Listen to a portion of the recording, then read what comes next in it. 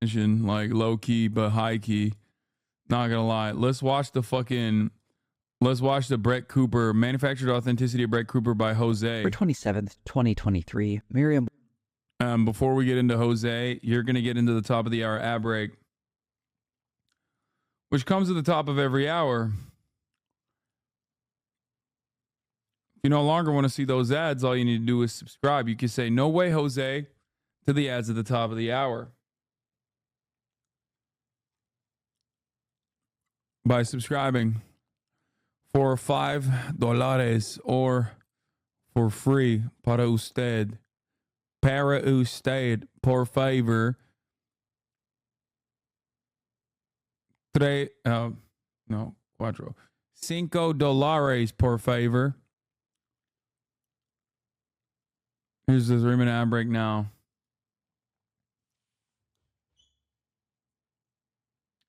Hell yeah. My Latino King.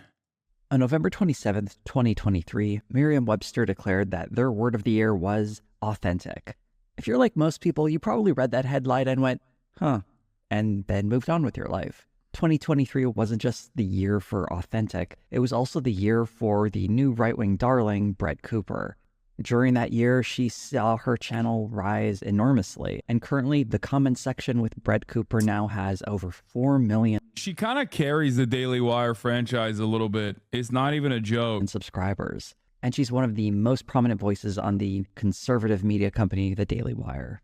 For those that love her, she's the bright-eyed, clever Zoomer who is giving a youthful face to conservative commentary. And her detractors would describe her as a phony cutout regurgitating propaganda while gaming social media. I wanted to dig a little deeper than either of those readings, though, and understand her not just through the videos she creates, but the context she exists in and how it reflects our own desire for authenticity. Although she was born in Bellingham, Washington, Brett Cooper was raised in Chattanooga, Tennessee. Her upbringing included a mix of homeschooling and public education, and she emancipated herself at 15 to avoid being caught in the middle of her parents' divorce. She describes her upbringing as being focused on values, leading to her conservative political position in the present. Those values, particularly from her objectivist mother, with whom she is very close, were directly influenced by Ayn Rand. But I was not raised in a political household by any means. My mom is a student of objectivism. She adopted Ayn Rand's cat after she died. I couldn't find a record of the cat's name, but I hope it was called Feel Ayn Rand. Although it's been speculated that she was indoctrinated by her mother, Brett Cooper pushes back on that idea. You know, I've had people say, like... Typical Brett Cooper, by the way. Cat lover, makes a cat joke.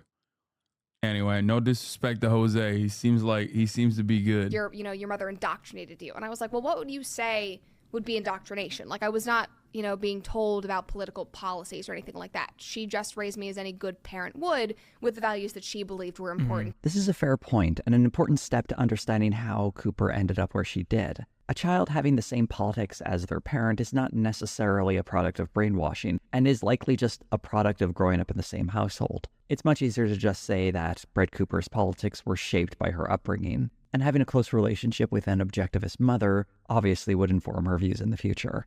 At a young age, Brett Cooper took an interest in acting and eventually found enough success that she moved to Los Angeles. Perhaps her most notable role was in the 2018 series Heathers, based on the movie. I didn't know Brett had a mom/dad. I just assumed Ben vibrated so quick one morning he split into two beings. Dude, yes. That is the truth, by the way. Jose is lying. That is my headcanon.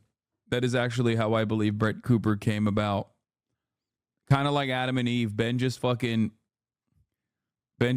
spat her out in his own image. Movie of the same name. It ran for a single season, and Cooper explains its cancellation as a result of heavy edits made in response to a recent school shooting. Because there's gun violence in Heathers, they scrapped it and basically... Wait, she's also a failed actress? What the hell is going on, man? Bro, I swear to God, if you want to know the next wave of political commentators on the right, just look to whichever show is getting canceled, okay?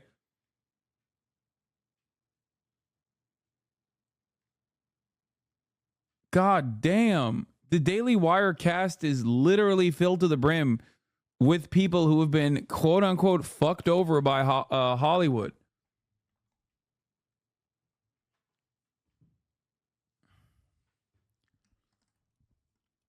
Is LA Dog 80% of them? 80% of them are. Recut the entire TV show, took out a lot of the offensive parts, and then aired it. And then Paramount said, "You're not doing another season. This was too politically incorrect." While working in Los Angeles, Cooper started moving away from acting towards the production side of the entertainment industry. She explains that at the time she felt she had little control of her life as an actor and wanted to make some kind of change but still be involved in creating entertainment. While on the production side, though, she became increasingly disenchanted. She started to feel a rising sense of politics in the industry and that her own values were not being represented. And then during BLM and COVID, the entire industry just became so political. And my job became less about find good stories and more about, could you find a Native American story for us? Could you find a Black story for us? Like, rather than just reading scripts for the value in them, it was like, we need something that is like politically woke. We need to be on the cusp of this. And I understood it because that is what was making money at the time. That's what people wanted. And there was a lot of pressure. But I was like, okay, now I don't like this. Like, that doesn't feel authentic to me. That's an interesting use of the term authentic, and it speaks to how her values shape her career trajectory.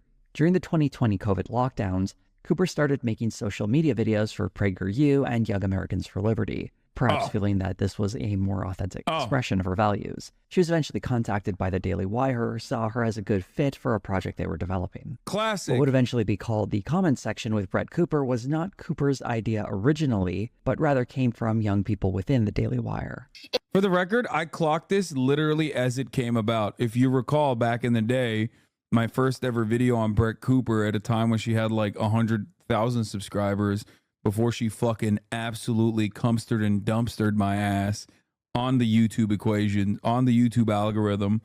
I literally was like, what is this shit? This is like a fake live stream. It's not even a real... It's no different than the way that, like, you know how on TikTok you'll see fake podcasts because it's supposed to like show more professionalism. That's why TikTokers will make like fake podcasts to get clips off.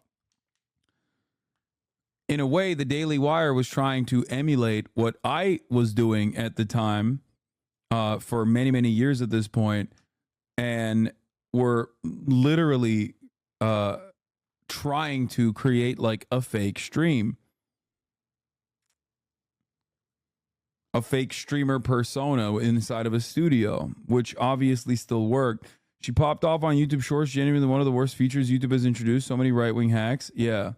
It was all people my age. They were sitting in the Daily Wire offices saying, we need content for us. Brett Cooper was discovered by Daily Wire staffer Gracie Blount Crook. I spent like 3 weeks scouring the internet for like